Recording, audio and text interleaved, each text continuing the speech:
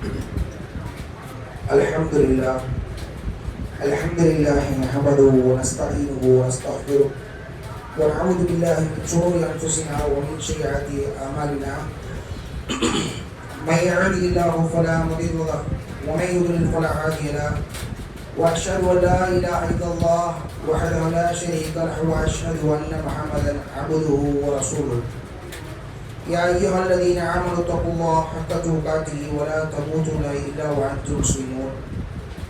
يا ايها الناس اتقوا ربكم الذي خلقكم من نفس واحده وخلق منها زوجها وبث منهما رجالا كثيرا ونساء واتقوا الله الذي تساءلون به والارحام ان الله كان عليكم رقيبا. يا ايها الذين امنوا اتقوا الله وقولوا قولا سديدا يصلح لكم اعمالكم ويغفر لكم ذنوبكم ومن يطع الله ورسوله فقد فاز فوزا عليما. فان اصدق الحديث كتاب الله واحسن الحديث حديث محمد صلى الله عليه وسلم وشر الامور محدثاتها وكل محدثة بدعة وكل بدعة ضلالة وكل ضلالة في النار. ما بعد. வார்த்தைகளில் சிறந்தது அல்லாஹ்வுடைய கலாம் அல்குர்ஆன் என்றும் வழிகாட்டுதலில் சிறந்தது நபி ஸல்லல்லாஹு அலைஹி வஸல்லம் அவருடைய வழிகாட்டுதல்.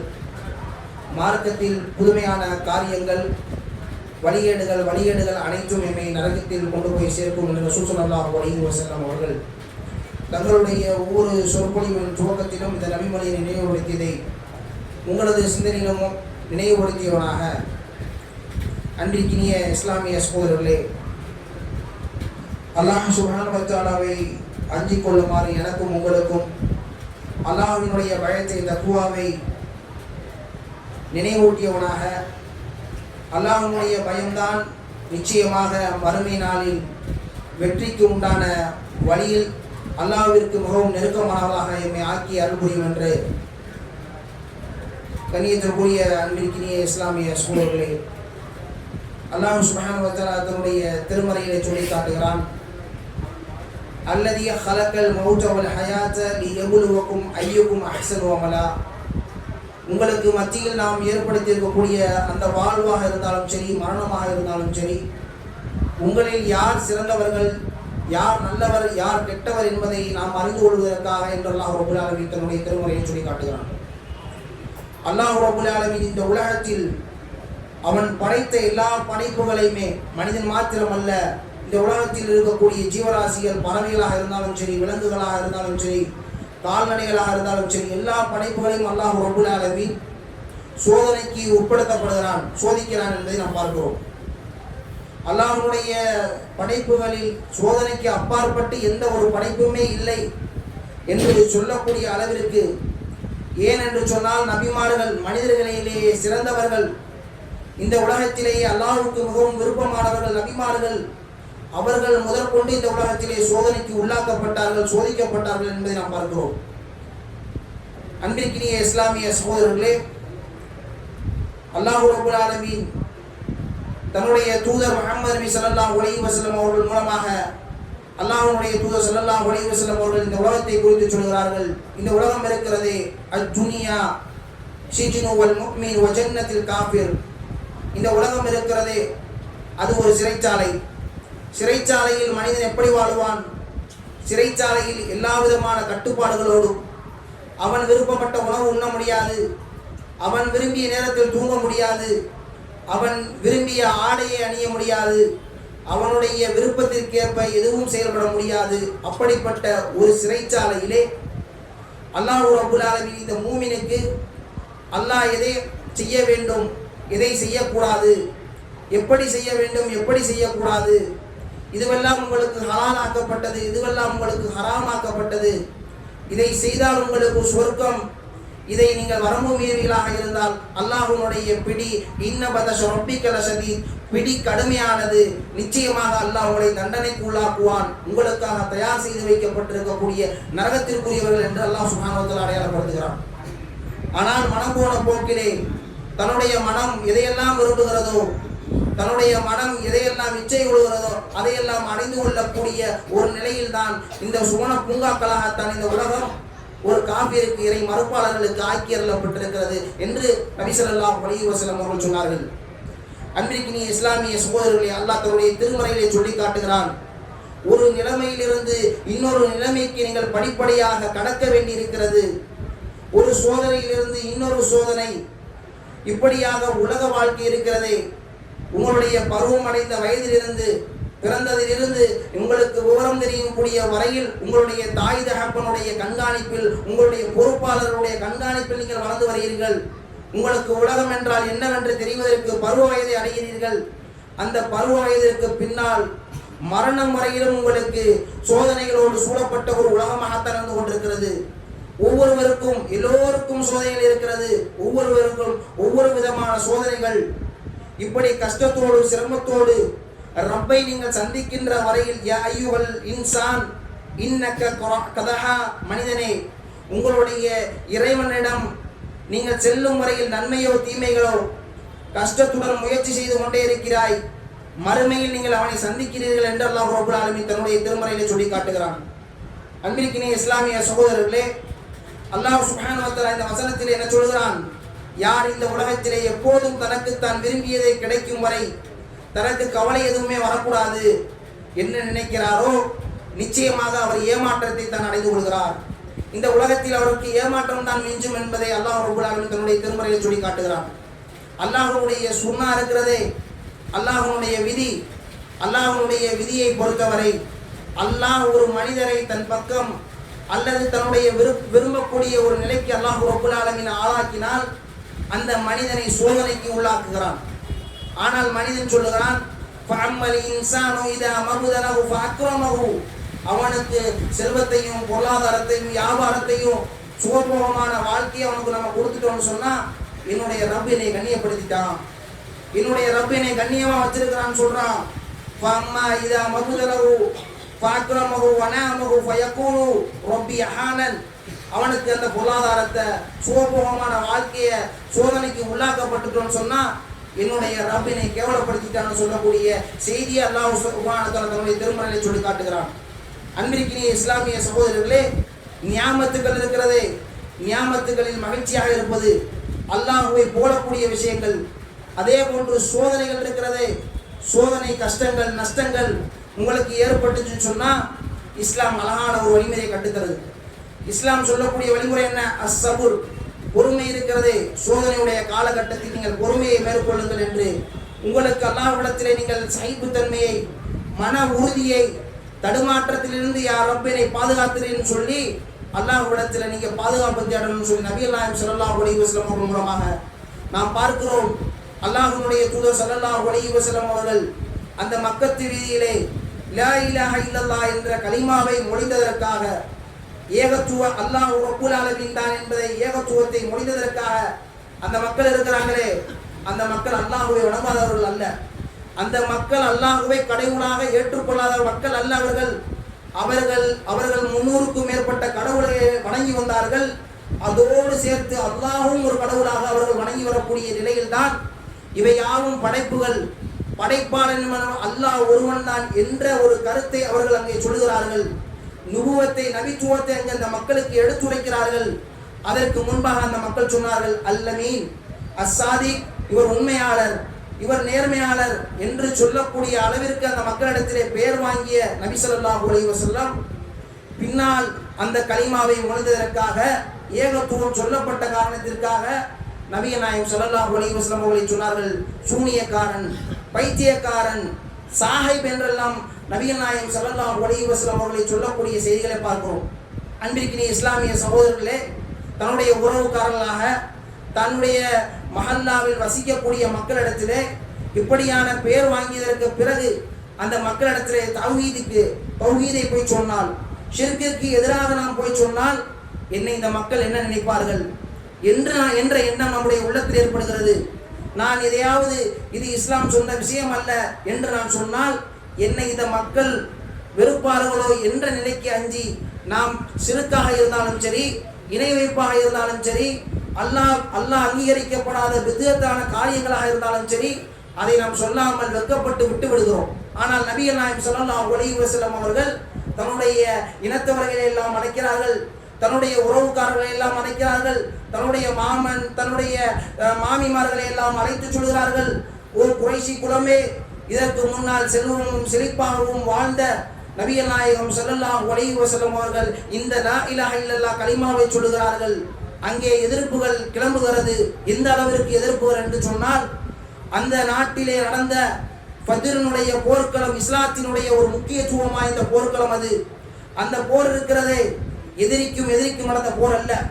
அங்கே ஒன்றாக வாழ்ந்த தன்னுடைய மகனும் களத்திலே தன்னுடைய தந்தை நிற்கிறார், எதிரணியிலேயே மகன் இருக்கிறார், மாமன் இருக்கிறார், மருமகன் எதிரணியிலே இருக்கிறார், அண்ணன் இருக்கிறார், தம்பி எதிரணியிலே இருக்கிறார். இப்படியான ஒரு போர்க்களத்தை ஃபத்ருனுடைய போர்க்களத்தை சந்திக்கக்கூடிய நிலைக்கு தள்ளப்பட்டதினுடைய காரணம் இந்த லா இலாஹ இல்லல்லாஹ் கொள்கைதான். அன்றைக்கு இஸ்லாமிய சகோதரர்களை விளங்கிக் கொள்ள வேண்டும். இந்த தௌஹீதினுடைய பிரச்சாரம் இருக்கிறது. இன்றைக்கு இஸ்லாமியர்கள் மிகவும் பின்தங்கிய நிலையிலே இந்த தௌஹீதை எடுத்து சொல்வதற்கு வெட்கப்பட்டு கொண்டிருக்கிறோம். மசாயில் பிரச்சனைகளுக்கு சண்டையிட்டுக் கொண்டிருக்கிறோம். ஆனால் கொள்கை விஷயத்தில் எங்களுக்கு குழப்பம் இல்லை. தாயத்துகளா, தகடுகளா, மந்திரித்து ஓதி பார்ப்பதா, இதுவெல்லாம் எங்களுக்கு பிரச்சனை இல்லை. ஆனால் நீங்கள் தொப்பி இல்லாமல் தொழுதால், விரலை ஆட்டினால், கையை மார்புக்கு மேல் நீங்கள் கட்டினால், இதுவெல்லாம் எங்களுக்கு பிரச்சனை என்று மசாயில் சம்பந்தமாக பேசக்கூடிய ஒரு நிலை நம்முடைய சமுதாயத்தில் இருந்து கொண்டிருக்கிறது. ஆனால் அல்லாஹ்வுக்கு இன்னொரு கடவுள் இருக்கிறார், அல்லாஹ்வுக்கு இன்னொரு இணை இருக்கிறார் என்று சொல்லக்கூடிய அளவு இருக்கிறதே, அது நரகத்திற்கு தான் கொண்டு போய் செல்லும். அல்லாஹ்வினுடைய கோபத்தை, அல்லாஹ்வினுடைய வெறுப்பை, அல்லாஹ் பார்க்காத ஒரு விஷயத்தை ஒரு மனிதன் செய்கிறானே, இதை நாம் தடுக்க வேண்டும் என்ற எண்ணம் நம்முடைய உள்ளத்தில் உருவாக வேண்டும். அன்றைக்கு இஸ்லாமிய சகோதரர்களே, அந்த ஃபத்ருனுடைய போர்க்களத்திலே நபி ஸல்லல்லாஹு அலைஹி வஸல்லம் அவர்கள் எந்த அளவுக்கு பிரார்த்தனை செய்றாங்க, அல்லாஹ்வே சிறிய கூட்டம் ஒன்று, உன்னை வணங்கக்கூடிய ஒரு கூட்டம், சிறிய கூட்டம், இந்த கூட்டம் மாத்திரம் வெற்றியடையாவிட்டால் நிச்சயமாக உன்னை வணங்குவதற்கு இந்த பூமியிலே ஆள் இருக்காது என்று நபிகள் நாயகம் ஸல்லல்லாஹு அலைஹி வஸல்லம் சுஜூதில் இருந்து பிரார்த்தனை செய்கிறார்கள், அழுகிறார்கள், இரவு முழுக்க அழுது கொண்டே இருக்கிறார்கள். அல்லாஹ் ரப்புல் ஆலமீன் அந்த காஃபிர்களுடைய, அந்த எதிரிகளுடைய போர்க்களத்தினுடைய அந்த விஷயங்களை மலக்குமார்களை கொண்டு அல்லாஹ் ரப்புல் ஆலமீன் உதவி செய்கிறான். அவருடைய நிலை தடுமாற செய்து அவர்களுக்கு மலக்குமார்களை அனுப்பி அவர்களுக்கு உதவி செய்கிறான். அந்த ஃபத்ருனுடைய போர்க்களத்தை வெற்றி கொள்கிறார்கள். இது எப்படிப்பட்ட ஒரு ஃபத்ருனுடைய போர்க்களம்? உறவினர்களுக்கும் உறவினர்களுக்கும் நடந்தது. அங்கே அவர்கள் பார்க்கவில்லை. அங்கே ஒருவர் சொல்லுகிறார், ஒரு சஹாபி சொல்லுகிறார், நீங்கள் எனக்கு கிடைத்து என்னுடைய வாளை ஓங்கினேன், ஆனால் நீங்கள் என் தந்தை என்பதற்காக நான் உங்களை விட்டுவிட்டேன் என்று சொல்லும் பொழுது அவர் சொல்லுகிறார், மகனே, இதே வாய்ப்பு எனக்கு கிடைக்கப்பெற்றால் நீ என்னுடைய வாழ்முனைக்கு வந்தால் நான் உன்னை பார்க்க மாட்டேன், உன்னை வெட்டியிருப்பேன், எனக்கு மார்க்கம்தான் முக்கியம் என்ற ஒரு நிலையை அந்த சஹாபாக்கள் உணர்ந்திருந்தார்கள் என்று சொன்னால், அன்றைக்கு இஸ்லாமிய சகோதரர்களே, அவர்களுடைய உள்ளங்களில் கொள்கை வார்த்தெடுக்கப்பட்டது. அவர்கள் இந்த இஸ்லாமிய ஈமானுடைய கொள்கையை அவர்கள் சுமந்து கொண்டார்கள். அதற்காகத்தான் பார்க்கிறோம், பிலால் இப்னு ரபாஹா ரலியல்லாஹு அன்ஹு அவர்கள் வீதியிலே கிடக்கிறார்கள், சுடுமணலிலே போட்டு கிடக்கிறார்கள். வெளிநாடுகளுக்கு சென்றவர்களுக்கு தெரியும் பாலைவனத்தினுடைய சூடு எப்படி இருக்கும் என்று. அந்த பாலைவனத்தில் செருப்பணியாமல் நடக்க முடியாது, அவ்வளவு சூடுவோடு இருக்கக்கூடிய அந்த நிலையிலே, தன்னுடைய மேனியிலே எதுவும் இல்லாத நிலையிலே பிலால் ரலியல்லாஹு அன்ஹு அவர்கள் அந்த சுடுமணலிலே போட்டு அவர்களுக்கு மேலால் கற்களை போடக்கூடிய வைத்து அவர்களை வேதனை செய்யப்பட்டார்கள் என்று பார்க்கிறோம். சிறுவர்களை வைத்து கல்லால் அடிக்க சொல்லி, ஏச சொல்லி, கேலி செய்ய சொல்லி அவர்களை துன்புறுத்தக்கூடிய செயல்களை பார்க்கிறோம். அன்றைக்கு இஸ்லாமிய சகோதரர்களே, ஒரு குடும்பமே இஸ்லாத்தை ஏற்றுக்கொண்டதற்காக சுமையா, யாசிர் ரலியல்லாஹு அன்ஹு அவர்கள் இறந்து போனார்கள். மர்மஸ்தானங்களில் தன்னுடைய ஈட்டியை எறியப்பட்டு இந்த கொள்கைக்காக தன்னுடைய உயிரை நீத்தார்கள் என்று பார்க்கிறோம். காரணம், அல்லாஹுவை வணங்குவதற்காக, அல்லாஹ்வுடைய மார்க்கத்தை அவர்கள் ஏற்றுக்கொண்டார்கள் என்பதற்காக. நம்முடைய வீட்டில் இருக்கக்கூடிய தன்னுடைய பிள்ளைகளுக்கு சொல்லிக் கொடுக்க வேண்டும். எப்படி லுக்மான் அலைஹிஸ்ஸலாத்து வஸலாம் அவர்கள் தன்னுடைய குழந்தைக்கு சொல்கிறார்களோ, மகனே, வயது கால லுக்மான் இப்னிஹி வஹுவ யஈதுஹு யா புனைய, என்னுடைய அருமை மகனே, லா துஷ்ரிகு பில்லாஹ். முதலாவது சொல்கிறார், இந்த உலகம் இருக்கிறதே, இந்த மக்கள் இருக்கிறார்களே, இந்த மக்கள் இப்படிப்பட்டவர்கள், நீ வியாபாரம் இப்படி செய்ய வேண்டும், உன்னுடைய செல்வாக்கை இப்படி செலுத்த வேண்டும், நீ இப்படி எல்லாம் இருந்தால் தான் இந்த உலகத்திலே வாழ வேண்டும் என்று துனியாவை பற்றி சொல்லிக் கொடுக்கவில்லை. முதலாவது உபதேசத்தை சொல்லிக் கொடுக்கிறார்கள், லா துஷ்ரிகு பில்லாஹ், அல்லாஹ்வுக்கு எந்த ஒன்றையும் நீ இணையாக்க வைக்காதேப்பா என்று சொல்லக்கூடிய ஒரு நிலை ஒரு தந்தை தன்னுடைய மகனுக்கு. ஒரு மிகப்பெரிய ஒரு உபதேசம். எப்படிப்பட்ட உபதேசம்? அல்லாஹ்வுக்கு அந்த மனிதன் கட்டுப்படக்கூடியவனாக இந்த உலகத்திலே வாழ்வனாக இருந்தால் நிச்சயமாக அந்த அவனுடைய செயல்பாடுகள், அவனுடைய நற்குணங்கள் எல்லாம் அந்த அல்லாஹுவையும் அல்லாஹுடைய தூதரையும் அவன் பின்பற்றக்கூடிய ஒரு நிலைக்கு தள்ளப்படுவான். அவனுடைய செயல்கள் எல்லாம் அழகான செயல்களாக, நல்ல முறையில் பேசக்கூடியவனாக, வியாபாரம் செய்தால் நீதமாக, உறவுகளோடு இங்கிதமாக நடக்கக்கூடிய ஒரு சூழல், ஒரு வாய்ப்பு அந்த மனிதனுக்கு அங்கே ஏற்படும்.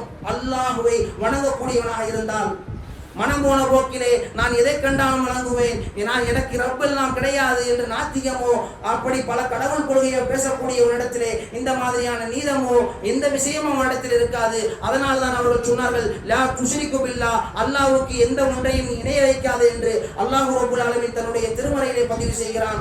அவர் செய்த அந்த உபதேசத்தை ஒட்டுமொத்த உலக முஸ்லிம்களுக்கும் உபதேசம் செய்கிறார்கள். இஸ்லாத்திலே பல சோதனைகள் வருகிறது.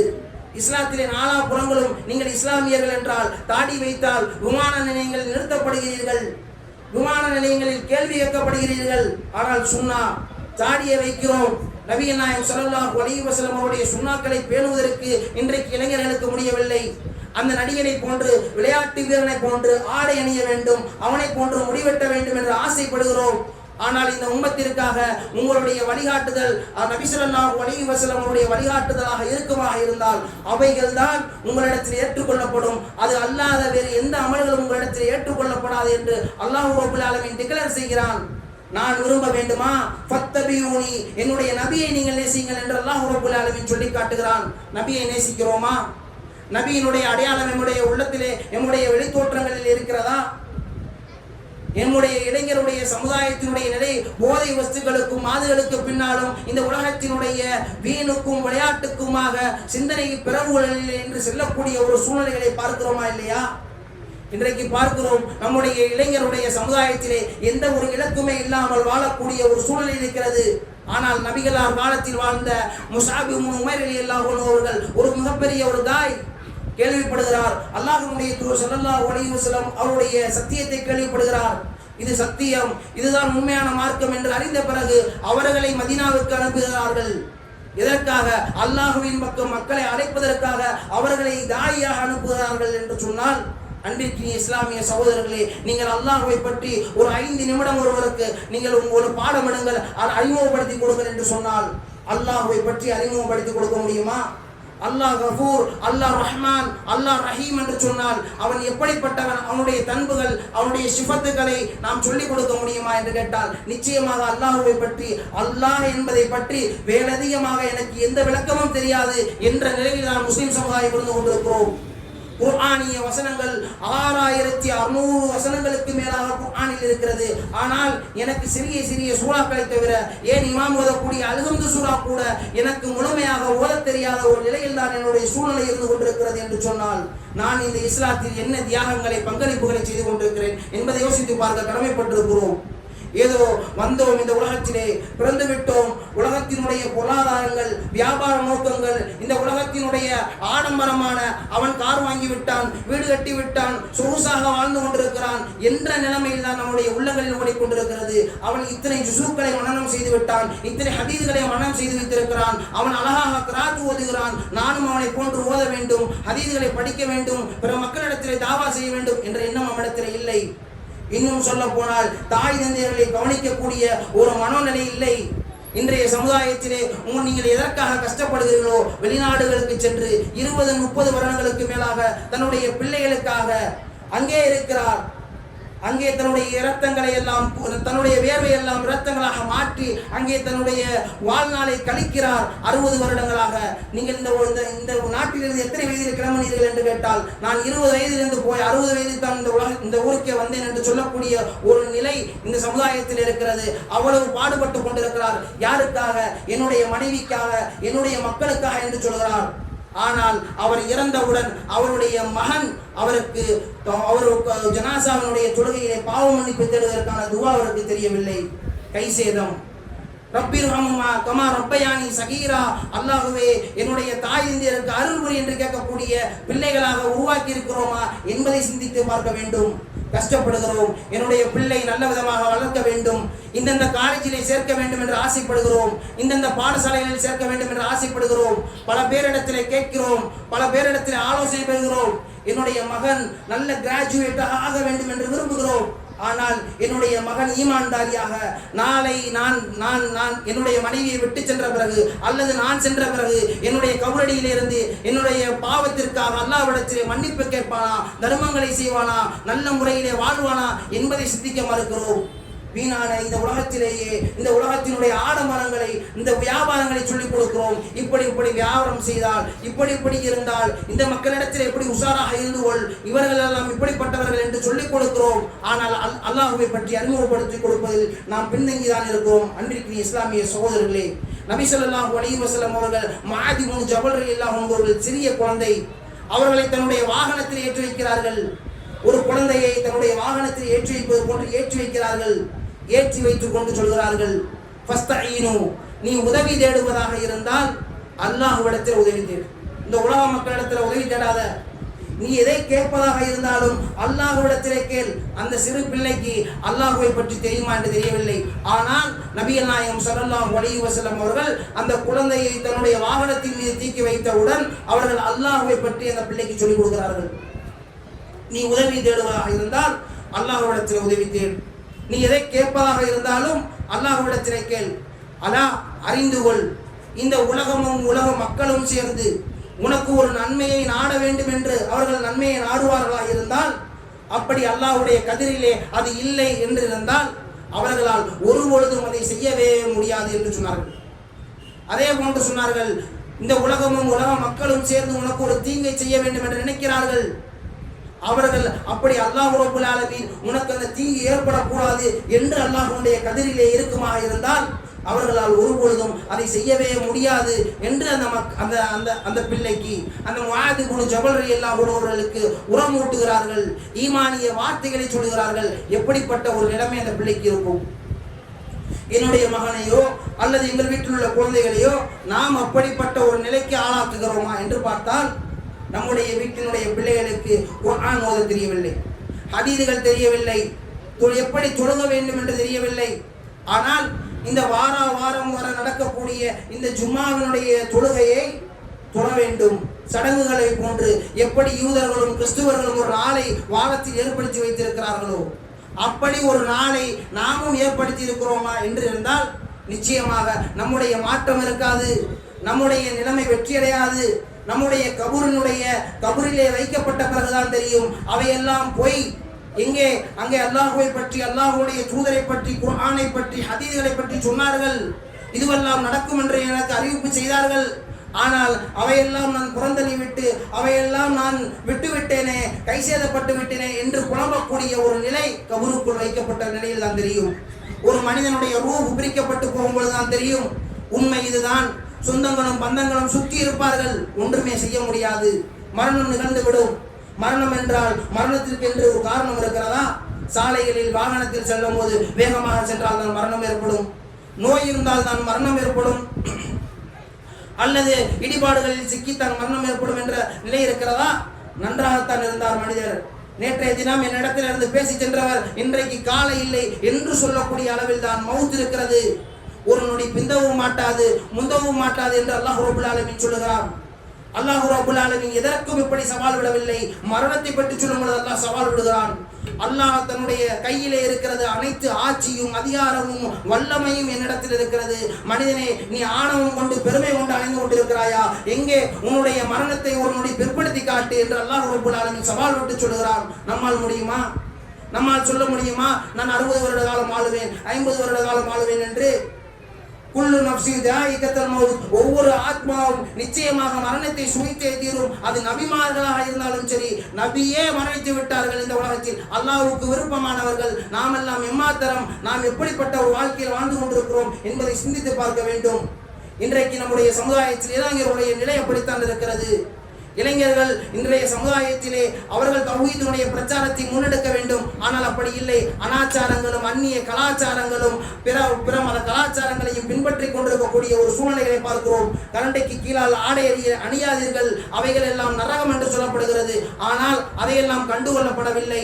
உமர் ரலியல்லாஹு அன்ஹு அவர்கள் குத்தப்பட்டு கீழே கிடக்கிறார்கள். அப்பொழுது ஒரு சஹாபி வருகிறார். அவரிடத்திலே தன்னுடைய தோழரிடத்திலே சொல்லுகிறார், குத்தப்பட்டு கிடந்து ரத்தம் வழிந்தோடு கொண்டிருக்கிறது, இன்னும் சில சிறிது நேரத்தில் மரணமாக போகிறார்கள். ஆனால் உபதேசம் செய்கிறார்கள், உங்களுடைய ஆடையை மேலே ஏற்றிக் கொள்ளுங்கள் என்று. அவ்வளவு புனிதமாக, அவ்வளவு நபிகள் நாயகம் ஸல்லல்லாஹு அலைஹி வஸல்லம் அவருடைய சுன்னாக்களை அப்படி பின்பற்றக்கூடிய மக்களாக அவர்கள் இருந்தார்கள் என்று பார்க்கிறோம். வரலாறுகளை படிக்கிறோம், ஹதீதுகளை வாரம் கேட்கிறோம். ஆனால் நம்மிடத்திலே ஒவ்வொரு மாற்றமும் ஏற்படவில்லை. தொழுகிறோம், அல்லாஹு அக்பர் என்று தக்பீர் கட்டுகிறோம். தக்பீர் கட்டும் பொழுது ஒவ்வொரு மனிதனுடைய உள்ளத்திலும் உயிரோட்டம் உள்ளதாக, ரூஹானியத் உள்ளதாக என்னுடைய தொழுகை அமைய வேண்டும் என்பதை நாம் யோசித்து பார்க்க வேண்டும், முயற்சி செய்ய வேண்டும். அல்லாஹ் தன்னுடைய திருமறையிலே சொல்லுகிறான், வல்லதீன ஜாஹது ஃபீனா லனஹதியன்னஹும் சுபுலனா இன்னல்லாஹ லமஅல் முஹ்சினீன். நல்லவர்களில் ஒருவர் நம்முடைய கூட்டத்தினர்கள் அவர்கள். யார் எங்களுடைய பாதையிலே பயணம் செய்கிறார்களோ, முயற்சி செய்கிறார்களோ, அவர்களை எங்களுடைய நேரான வழியில் நடத்துவோம் என்று அல்லாஹ்வுடைய வாதம் இருக்கிறது. மனிதனுடைய வாக்குறுதி போன்று அல்ல, மனிதனுடைய வாக்குறுதி போன்று அல்ல அல்லாஹ்வுடைய வாக்குறுதி. அல்லாஹ் வாக்குறுதியை நிறைவேற்றுபவன். அவனுக்கு எந்த தேவையும் கிடையாது. ஆனால் தேவையுடையவர்கள் நாம் அல்லாஹ்விடத்தில் பிரார்த்தனை செய்ய வேண்டும். என்னுடைய நிலையை குறித்து பிரார்த்தனை செய்ய வேண்டும். தொழுகையில் நிற்கிறோம், ஒது செய்கிறோம், ஒதுவை முறையாக செய்கிறோமா என்று கேட்டால் இல்லை. ஒது செய்யும் பொழுது ஒரு எண்ணம் நம்முடைய உள்ளத்தில் இருக்க வேண்டும், என்னுடைய பாவங்கள் எல்லாம் போக்கப்படக்கூடியதாக. கண்ணால் செய்த பாவங்கள், வாயால் செய்த பாவங்கள், கைகளால் செய்த பாவங்கள், கால்களால் செய்த பாவங்கள் எல்லாம் நான் கழுகப்படும் பொழுது நபிகள் நாயகம் ஸல்லல்லாஹு அலைஹி வஸல்லம் அவர்கள் சொன்னார்களே, அது போன்று என்னுடைய பாவங்கள் கழுகப்பட்டு கொண்டிருக்கிறது என்ற சிந்தனை என்னிடத்திலே ஒது செய்யும் போது இருக்கிறதா என்று கேட்டால் இல்லை. ஏதோ வருகிறோம், ஒது செய்கிறோம், அவசரமாக கால்களில் நனைந்திருக்கிறதா, புதிங்கால்கள் நனைந்திருக்கிறதா என்பதெல்லாம் பார்க்கவில்லை. ஆனால் வருகிறோம், ஒது செய்துவிட்டு. பிலால் ரலியல்லாஹு அன்ஹு அவர்களை பற்றி நபி ஸல்லல்லாஹு அலைஹி வஸல்லம் அவர்கள் சொன்னார்கள், நான் மிகராஜுக்கு அழைத்து செல்லப்பட்டேனே, அப்பொழுது பிலாலினுடைய காலடி ஓசையை நான் கேட்டேன் என்று சொன்னார்கள். பிலால் ரலியல்லாஹு அன்ஹு அவர்கள் சொல்கிறார்கள், நான் எப்பொழுது ஒது செய்தாலும், தொழுகைக்காக எப்பொழுது ஒது செய்தாலும் அந்த உதுவுக்காக 2 ரக்காயத் தொழுவேன் என்று சொன்னார்கள். அதன் காரணமாக சுவர்க்கத்தில் அவருடைய ஓசையை கேட்டேன் என்று நபி ஸல்லல்லாஹு அலைஹி வஸல்லம் அவர்கள் சொன்னார்கள். இன்றைக்கு நம்மிடத்தில் இந்த பண்பு இருக்கிறதா என்பதை சிந்தித்து பார்க்க வேண்டும். தொழுகிறோம், ஒது செய்துவிட்டு தொழுகைக்காக வருகிறோம், சிந்தனைகள் பிறவுகள், நம்முடைய வியாபார சிந்தனைகள் வருகிறது, உலக சிந்தனை வருகிறது, குடும்ப சிந்தனைகள் வருகிறது. அல்லாஹு அக்பர் என்று தக்பீர் கட்டும் பொழுது அல்லாஹ் மிகப்பெரியவன் என்ற அந்த அர்த்தம் புரிந்தால் நிச்சயமாக ஒரு மனிதனுடைய உள்ளத்திலே ரூஹானியத் இருக்கும். தன்னுடைய தொழுகை, தன்னுடைய ரப்பிற்கு முன்னால் ஒரு அரசு அதிகாரியை, ஒரு கலெக்டரை, ஒரு மத்திய அமைச்சரை, இப்படி அரசு அதிகாரிகளை நாம் சந்திக்க போனால் எப்படி ஆடைகளை அழகாக அணிந்து கொண்டு தலையை சீவி அவரிடத்தில் நறுமணங்கள் பூசிக்கொண்டு போய் நிற்க வேண்டும் என்ற ஒரு எண்ணம் நமக்குள் இருக்கிறதோ, அதே போன்று ரப்புல் ஆலமீன் அல்லாஹ்வை சந்திக்கும் பொழுது, என்னுடைய ரப்பை சந்திக்கும் போது நான் நிற்க வேண்டும். உலகத்தினுடைய ஆட்சி அதிகாரங்கள் லில்லாஹி மா ஃபிஸ் ஸமாவாத்தி வ மா ஃபில் அர்ள், வானங்களும் பூமியையும் ஆட்சி செய்து கொண்டிருக்கிறான் அல்லாஹ். அவன் கைகளில் தான் அனைத்தும் இருக்கிறது. அவன் நாடியவர்களுக்கு ஆட்சியை தருகிறான், அவன் நாடியவர்களுக்கு ஆட்சியை பறிக்கிறான் என்று அல்லாஹ் ரப்பல் ஆலமீன் தன்னை பற்றி அறிமுகப்படுத்துகிறான். நிச்சயமாக அல்லாஹ்வை பற்றி நாம் உண்மையிலேயே அறிந்திருந்தோம் என்று சொன்னால் நம்முடைய தொழுகையிலே ஒரு உயிரோட்டம் நமக்கு இருக்கும். ஆனால் உங்களிடத்தில் ஒரு கேள்வி கேட்டால், நான் எத்தனை ஆண்டுகளாக தொழுகிறேன் என்று கேட்டால் 40 வருடம் 50 வருடங்களாக நான் தொழுகிறேன் என்று சொல்லுகிறோம். ஆனால் அந்த தொழுகையினூடாக எந்த ஒரு மாற்றத்தையும் என்னிடத்திலே கொண்டு வரவில்லை என்றால் நிச்சயமாக கை சேதம் இருக்கிறது. அன்பிற்கினி இஸ்லாமிய சகோதரர்களே, அப்படிப்பட்ட நிலையில் இருந்து அல்லாஹ் ரப்பல் ஆலமீன் பாதுகாப்பானாக.